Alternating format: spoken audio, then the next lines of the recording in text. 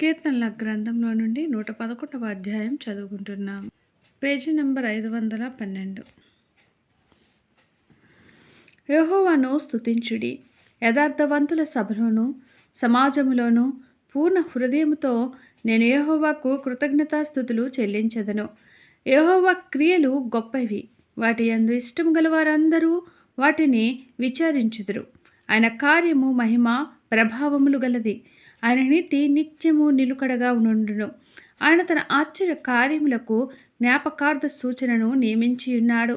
యెహోవా దయ దాక్షిణ్య పూర్ణుడు, తన యందు భయభక్తులు గలవారికి ఆయన ఆహారం ఇచ్చియున్నాడు.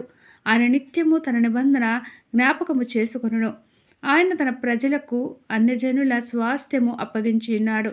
తన క్రియల మహాత్యమును వారికి వెల్లడి చేసియున్నాడు. ఆయన చేతి కార్యములు సత్యమైనవి, న్యాయమైనవి.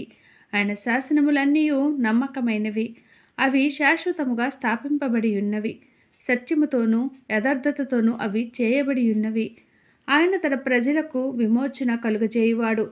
తన నిబంధన ఆయన నిత్యముగా ఉండ నిర్ణయించువాడు. ఆయన నామము పరిశుద్ధమైనది, పూజింపదగినది.